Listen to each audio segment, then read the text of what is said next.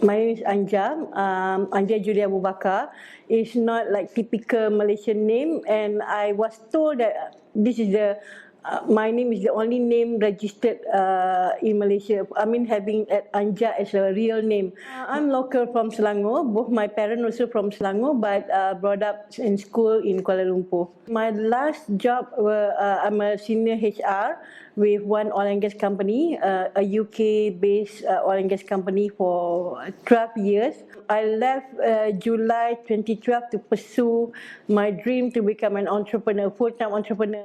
But I was challenged actually, and decided to leave the career in June. So July is my, to be exact, this is the 8 years I left my last job.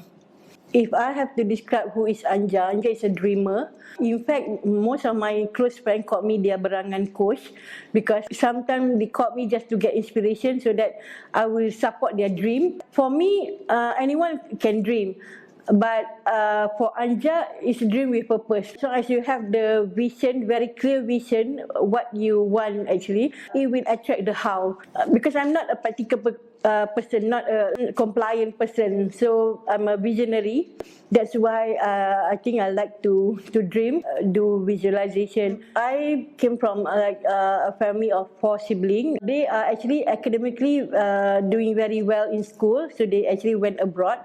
Except for me, always not the good one in academic. Somehow I really force myself to study, because they already set the standard. So me being the third one need to follow their standard. Like my parents didn't force, but it's like you yourself set the standard that you need to become like your brother or sister. So my mother, since she's also an educated person, wants me to follow their step. And somehow I managed to have good result and went to boarding school. And I didn't can enter any university because of the result not so good. Then my sister actually she's in the US back then, studied. So she said maybe you don't have to go to college, you just take Form 6. So from science stream, I changed to art stream. That's when I started to like learning art, like history, because I always want to become a lawyer. But seeing my brother and sister, forced myself to become architect or engineer, something that's not me. But good thing that when I went to Form 6, I learned about history and I want to become a lawyer. But somehow, I made good grades finally, because I didn't stay in the boarding school. But I didn't get placed in a law school in our local university. They actually offer me an IT program, so I decided not to continue. What I did, I enrolled with a local college to take private secretary. By then, my sister already came back, and she also opened her own business, an ID company, together with her friends. And she asked me to help run the business. She said, "Never mind, I fund for your study, but then I also teach you how to run an office lah macam tu." She actually taught me a lot. And that was when I get to know to this so-called uncle lah, Mr. Leong. At 3 o'clock, then only I go down to buy food. That's when I always met Mr. Leong, because he's from the other office. Also decided to only come at tea time. So after a few times, so we just start to talk. So he said, "You are young, and while you are here, you are supposed to go and study. Your age, you are supposed to be in a university." But I said, "Of course I want to study, but I want to go abroad. I don't want to study here in Malaysia," I said. But that Uncle Leong keep on pushing me. He said, "If you really want to go, where do you want to go?" I said, "I want to go to UK, since both my siblings went to US. I said, I want to go to UK. And so what are you going to do?" He's kept on asking questions. I said, "I don't know." Then he said, "If you want to go to UK, you should then go to British Council to get more information." So he was the first one who told me about British Council. So that's when I started to do my research. After I gathered all this information, and the staff at British Council was really helpful. She have helped me to do some research on the local university in the UK. I got the invitation, but this is the amount of money that I need to have. But then the exchange is every £1 is 4 ringgit. So I need to have about 16,000 around that. Now that you have the offer, how do you plan to go to UK if you don't have any money? No idea. Said, then you go and ask. I kata, who? If you really believe in your dream, you should like work really hard. So he gives the idea, why don't you ask people, and if they believe you, they will give you the money. I think, okay, that's possible. So what I did, I started to knock from one door to one door. It took me about 8 months to collect about almost 10,000 ringgit.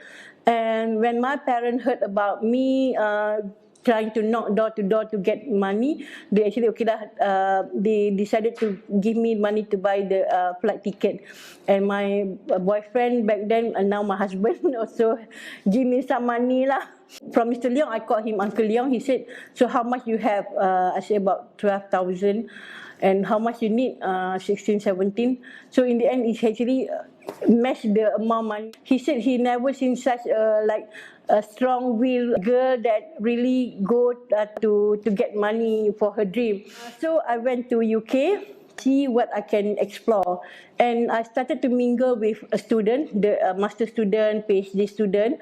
And that's when I learned about foreign students, like from African student, Middle East, they need assistance to help them type their dissertation paper.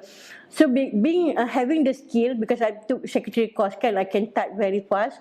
That's when I started to do the job. And I charged about £80 for one completed dissertation. With that money, I managed to survive and sustain in UK, and then I used that money to also travel. And they said, why don't you go back to Malaysia and help my brother who about to start his own business? And I said, oh, why not? For what role? I said, marketing. I think you are good at that. I'm actually a promoter, not really a marketeer.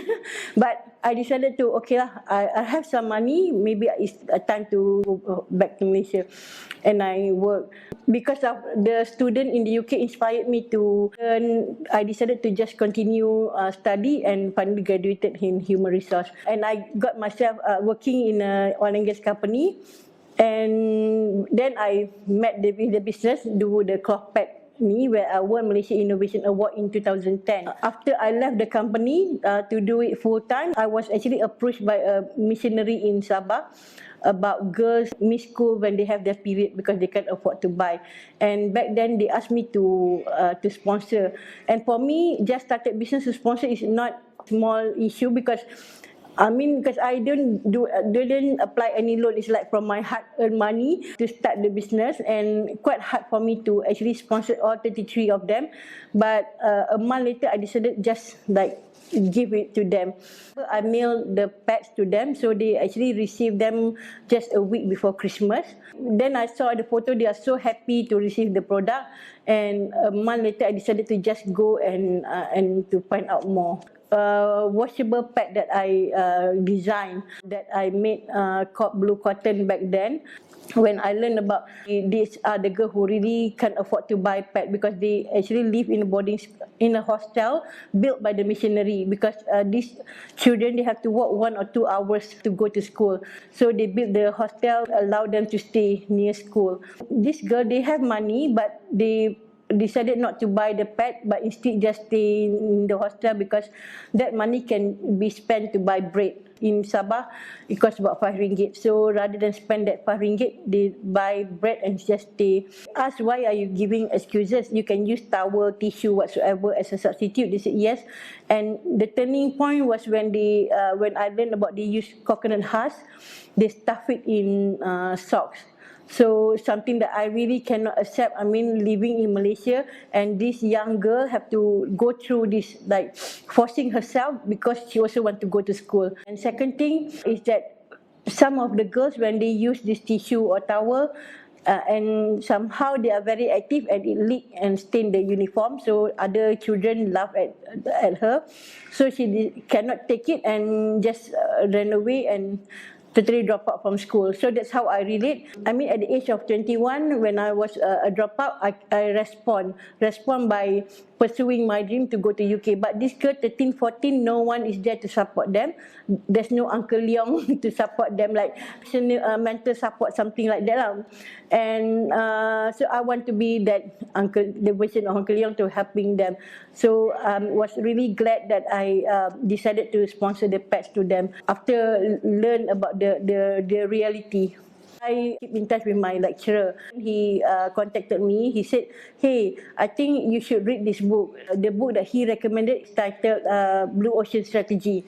I remember during in class you said that you want to become a businesswoman, and I think before you start anything, you should read this book. I really recommend it. It was like eye opener when I read the book, because like if you want to create a business, create something that you be the monopoly lah of the market. I always have this dream that I want to become filthy rich. And I cannot become filthy rich if I'm still working. I have to become a businesswoman, but I don't know what product to sell or make. After reading the book, and my husband has been transferred to Johor, that's when I started to surf the internet a lot.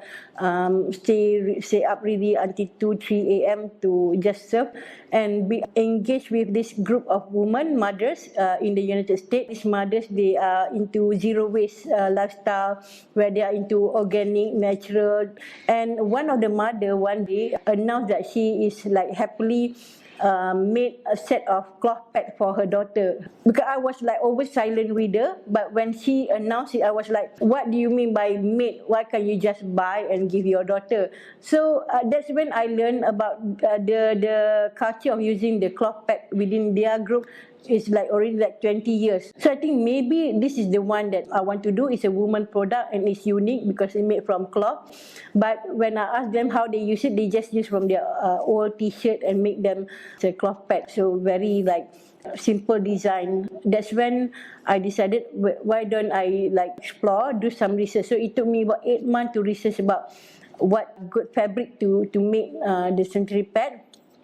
And that's when I found bamboo fabric, and 3 months to find the supplier. I spent my first 500 ringgit to buy all the raw materials. Then another challenge, I don't know how to use sewing machine. And I started to ask around. I went to a few women community who can sew the product, and they just laugh at me. Say, why are you wasting your time to make pad if you can just buy? So it's like almost 2 months of searching, and no one wants to help me to make them. And finally, one of the ladies said, maybe you can ask this guy, a guy who used to be a fashion designer, but he went to prison because of drug, but now he has no work, no job. So I said, okay, maybe I can just ask him to do and to make the pad. So I went to see him. I just gave the sample and the material. He just said, okay, give me to try and come back after a week. But less than a week, he contacted me to come, and he's the one that designed the first our pad, a male that designed and made the pad. From that 500 ringgit, he made 37 pieces. So that 37 pieces I used to test it out, and I asked like 3 or 4 of my friends to volunteer, use them. You must be having certain criteria lah, like you just want to try, or you have an allergy or something with the normal disposable pad. So I have 5 different people that using, including me. And I told them that to come back to me after 3 months, because I want to know what's your feedback. Which the activity is called validation. Back then I don't know it's called validation. In entrepreneurship, it's very important to do validation. And but within a month, they came back to me. They said, this is really good. I didn't even have any rashes using your pad. When are you going to start to do it like more commercial? I also like using it. Then I used another 2,000 ringgit to buy, and he made another 200 pieces. I think the third one, then I started to officially open my Facebook online ni lah. So I'm among the pioneer also selling product online. 2010, I won Malaysia Innovation Award. January 2011, I first featured in Utusan, Malaysia. And I featured in Straits Times. Somehow the missionary read about me and contacted me. I have no skills like doing business, and plus it's totally new product. So I always have this vision that, I will be rich with this product, and I know my product will go overseas. All that dream that I have back then, because the ultimate is I want to become filthy rich. That's what I know. But started to get rejection because I failed to get my office colleague to buy. Only one But I'm thankful this one colleague who really are my big supporter. She even helped to open my Facebook page, design some of the brochures, create the website for me, and all for free because she just happened to really like to use WordPress to design. Thankful to her because she opened me to her network where there are moms that use cloth diaper for their kids, for their babies. And I'm making the cloth pack is something that they want to support me. So she opened me to her network, and that's when I started to get buyer, and I joined many flea market to sell my product within Klang Valley. After a while, very hard to sell the product, of course, because you need to educate. And I have to find other ways how to sell the product. That's when I said maybe I try to sell it through eBay or Alibaba. So I tried, and that's when I realized I should have done it early because user from Australia, from US, they want to try, and then they become my agent. So that's how it's actually I sell it abroad, get more outside people to become my agent. Then 2016, where we started to market in Malaysia. We are thankful because one of our users are the one that actively with zero waste community. So we always follow zero waste event, and that's when we started to get more user, and also they introduced us to their network, outside network. And in fact, we have a customer that flew all the way from Dubai to come to Kuala Lumpur to join the event, and she took some orders from her friend in Dubai, and she bought everything that we sell that day to bring back to Middle East. And that's she also started to become our agent through this zero waste communities. We actually have expand new to new agent. Customer segment back then is just like every female, because I'm not good at business model whatsoever, which it was wrong actually, and the reason why I didn't get any customer. So to be specific, it should be a woman that support environment or support into this zero waste lifestyle, because we are living in a throwaway culture. I started to join many events that promote green. I think that's how we develop our new customers, and especially those mothers that use cloth diaper. And these are the group among the early group of mothers that are from the Tai punya ni lah, because cloth diaper is very expensive. One cloth diaper can cost you from 80 ringgit to 150 ringgit. So imagine if you everyday post your baby's diaper, and you have like 20-30 pieces of diaper, it shows that you are rich mother lah. Because I was referred by a friend that they trusted within their group, so that's why they started to buy my product and started to like post it on social media, and their followers started to buy my product. They are influencer, but back then we don't have that kind of term. They proudly declared themselves a green mother because they use cloth diaper for their babies. Back then, 2009, I named my product Blue Cotton. Blue, BLU, because inspired by Blue Ocean Strategy. Until I met my partners from Blue Cotton Malaysia Sdn Bhd, which is Blubear Holdings. The reason why Bluebear, because blue again inspired by Blue Ocean. A bear supposedly to be teddy, but we decided to use bear because warm, friendship, cuddly, for social enterprise, like fit the social enterprise. But in the end, because the product, we changed name to Athena, because we decided to tackle young girls. So Athena is all about strength and wisdom, have more talent, leadership talent with young girls, to groom them to be like Athena. Until today, we changed the name from Blubear Holdings to Athena Holdings Sdn Bhd. After I went back to Sabah, I was invited by UKM because they are having an event, and only then I know that they invite Prof. Muhammad Yunus. I was asked to open a booth after they learned about me, went to Sabah and donate the pad.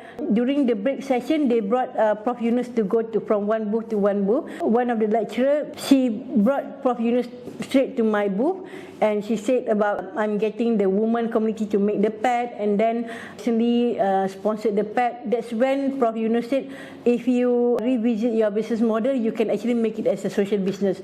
So that was the first time I heard the word social business from him. Went back, of course, I researched. From there, I found a social enterprise. So I studied, and my guru was actually Google. I studied what's the difference between social business and social enterprise. I think social enterprise fit with the business because we can get investors to come in and pay dividend so that they have trust with the business. I actually assume both social business or social enterprise is actually similar like CSR. So I started to sell it as a CSR.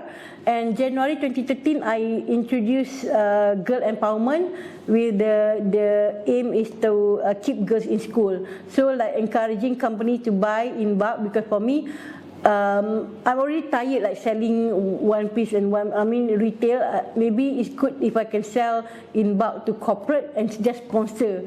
Like shortcut to success. And I failed. Maybe because I don't know how to pitch properly to the corporate, and they don't really like buying pack for what.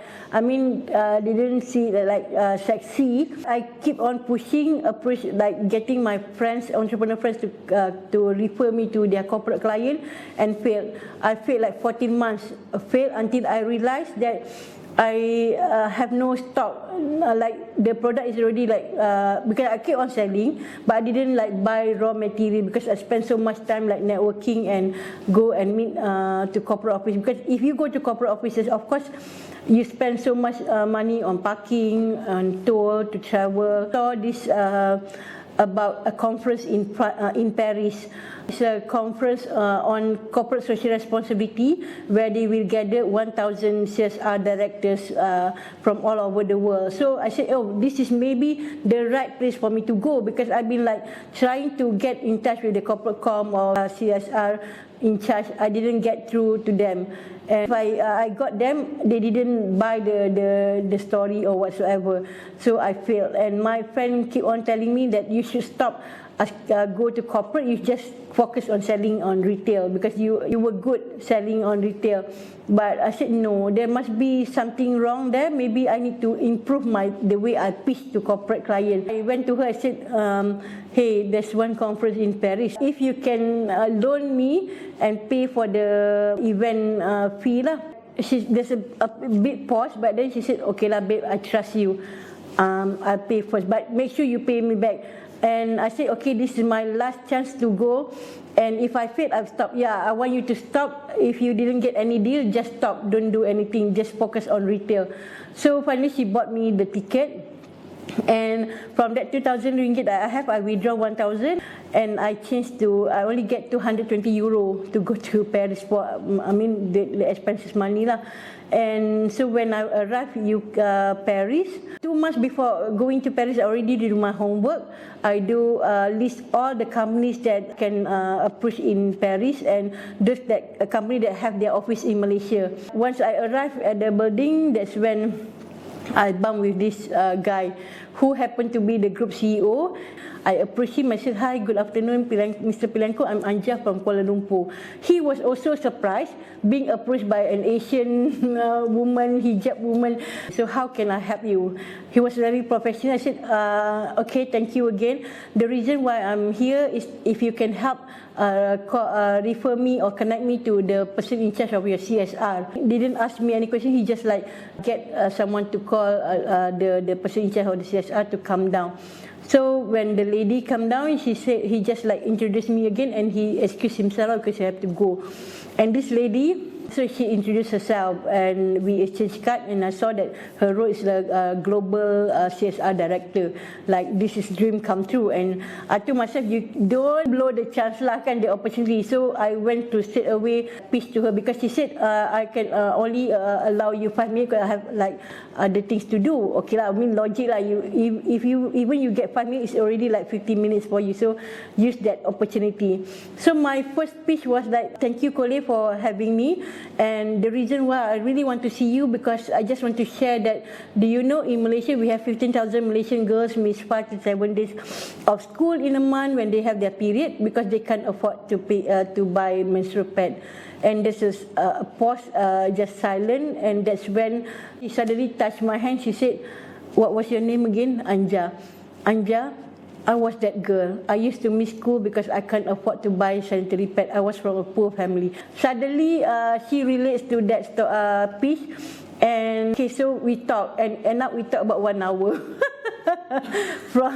from another room to another room. 3 months later, they agreed to sponsor 1,000 girls at 25,000 euro, which is 100,000 ringgit. So that was my first deal with corporate.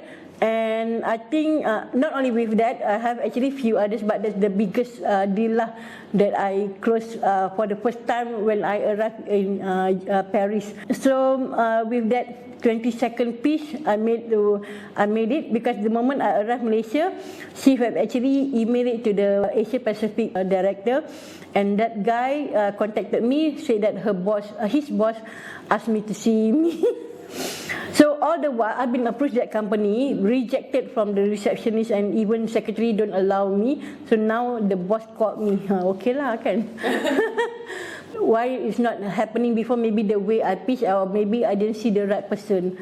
2015, 2/3 of our revenue are from the corporate, working with corporate. But now we have actually moved because we want to focus more on the retail, because more sustain. So now we switch lah. Now 2/3 of our revenue are from the retail. Okay, out of the 4 criteria to become an SE in Malaysia, we actually decided to pick one of them, whereby 35% of our operation costs are channeled to run program or sponsor the pets to our beneficiaries, which are girls between 11 to 17. And now that we have scaled up our impact from only give the pets to girls and run menstrual hygiene management program, we also since 2017 run women economy empowerment program to the orang asli and rural women.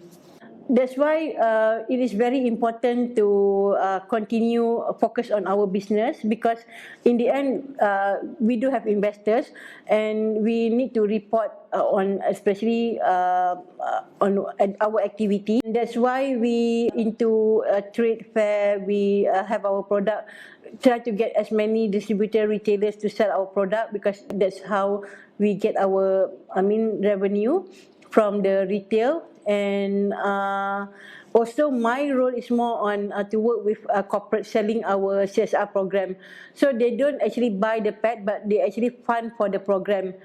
And we sponsor the pet because we already allocated 35% of our operation cost. There's no shortcut, because I thought like I can in success in 1 or 2 years. No, now it's like 10 years already. So yeah, you have to be very patient and also keep on moving. You cannot give up. Independent in the way of independent in using how I want to pitch to my client. It's up to me to decide, okay, who are the client that I want to go and how I want to approach them. For me, you can immediately change what you want to sell to them according to their need. Okay, once you have your own company and when you have your shareholder, you are no longer a boss, because you still in the end have someone to report to. When you run a business, you have to be responsible. Although you can be your own boss, but now that you have stakeholders, shareholders, everyone is actually your boss. Even your customer, your employee, also your boss.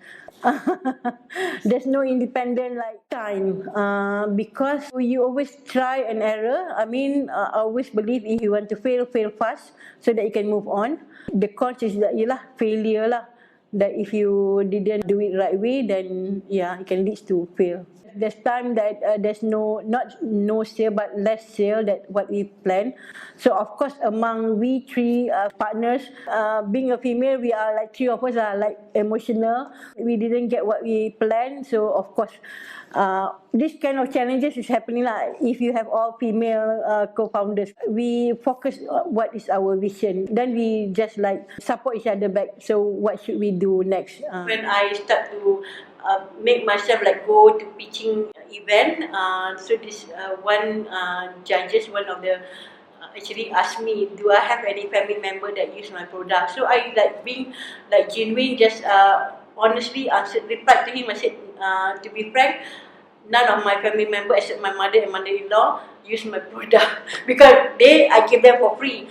but not even my sibling, not even my cousin, close family relative wear my product. Then he made a comment. He said, "Then why should I believe you? Why should I invest in your business if you, even your close family member, didn't believe in your product?" Somehow I just responded to him. I said, well, why do I need to care of my 1,000 family members that they didn't use my product? You have 10 million consumers out there that waiting for my product. So that's my challenges, that to prove that as an entrepreneur, you don't have to like rely family members, close friends to support your business, but be creative and get people that don't even know you to support your product. Before we have the lockdown MCO in Malaysia in March, it happened in February, because February is actually when we replenish, we started to, our raw materials comes in from China ke Korea ke Japan kan, but it just happened that that February we were told that they stopped sending due to the virus, and they didn't send, so we don't have enough stock to make new product to sell. And then a bit panic, but somewhere in a week later, a week after lockdown, we said we cannot like continue selling because promote our product, because it's already like low, and we do have some corporate who already booked the pack for our program, so we cannot touch that because they already been booked. And so we decided, what else can we do? Then you think, okay, maybe we should sell cloth mask, face mask. So we made, and I shared the photos to our corporate client. I said, hey, we made cloth mask, but face mask, but only for bulk orders. We don't sell to retail. So, oh, okay, you make them. So they started to order. So we received good support from our client that actually ordered and buy our face mask. And then now also another bulk orders from corporate for our cloth face mask. And only in mid-June we started to get the materials comes in. Okay, this is also important. Friends lah, the people that you surround yourself with. I'm close to this group of female entrepreneurs, but I decided to move on. I have to leave them because I realized that I actually more focused on social activity rather than doing my business. And I started to join another group of female entrepreneurs, and that's when I was introduced to accelerator program. So I joined this February 1 accelerator program, 2015, and then at July I joined Magic accelerator program, and totally opened me to a new, different type of entrepreneurs, because I believe that also was told that you are the 5 people that you surround yourself with. My current close friends are those that also entrepreneurs that have a big dream, and we really support each other. I'm not a number person, so I always being trapped when I ask about numbers. So when we pitch to investor, I would always need to have my partner to be there to answer that part. I realized that that's not my strength, although sometimes she update me so that at least I know when people ask. In the end, I decided that I cannot. I don't want to like push myself so hard to be too good at a certain thing, whereby I already have her. She's already good at that, and she don't like to network, but I love to network. So 3 of us, we just focus on our strength. Conclusion is that running an SE is not easy. And I believe the spirit of the business, the spirit of social enterprise, actually look for each entrepreneur. It's not me that look for the business. The business actually look for me, because even you have like very good product or services, but you are not clear with your why and how, and the why you do it, so you can still fail flat. I think the why I'm still here today, because I always have this belief that somehow through all this challenge and made it lah. And now that I'm connecting with this woman that I have never think that I'm going to work with all these rural women or orang asli, which I started to enjoy working with them. I'm a self-motivator, because I remembered my dad, my father said, even you are not good in academic, but you can still read. So if you want to become a leader, you have to read, because leaders are readers. So that's why I always remember his one word: leaders are readers. So read. Tina, our big vision is to have our own foundation, that we are not only supporting girls in Malaysia, but we want to support girls worldwide. In the next, by quarter 4, we'll be introduce our new sanitary product, new line, where it's a disposable. I mean, we cannot like continue selling washable because in Asian they still prefer disposable. So that in order to meet the demand, we will introduce our new disposable pack, but it's biodegradable. It will degrade within 6 months. Once you open the pack, it will last only 6 months. Degrade lah, and then it is made from plant waste. We work with, of course, research team to research on the material, and we will create a social factory where the rural community will run the business. We will be the buyer, so we will actually improve the economy of the community lah. When you buy, you actually supporting the community as well, not only girls but the whole community. So it's more like community empowerment lah. Because we studied the market, that the demand on biodegradable product, organic product is increased. In fact, the competitor, even the product is sold at 25 ringgit, 30 ringgit, is still finished. So we know the demand is there. There's still people that would like to buy biodegradable or organic product. So we're going to start until the machine has arrived, because we actually ordered from another country. That's when we will station and create the social factory. Yes, of course, if I have this opportunity, I will start young, because compared to in early 2000 to today, there are a lot of opportunities. Of course, technology will help for you to make more research and compare, and to make better decision back compared to me 20 years ago or 15 years ago, because not much resources.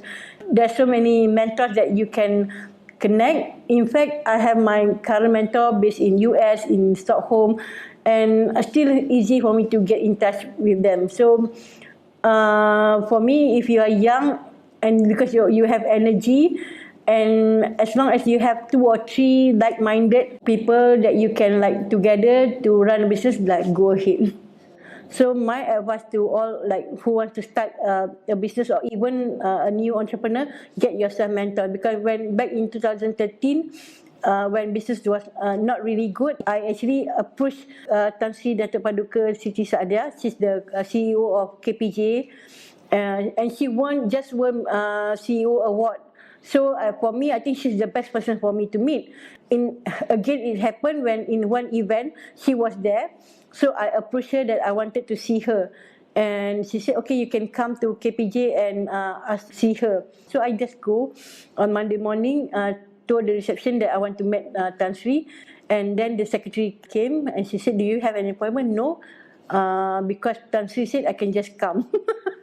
So it happened that Tan Sri is there. We tell Tan Sri that Anja that she met last Friday is here.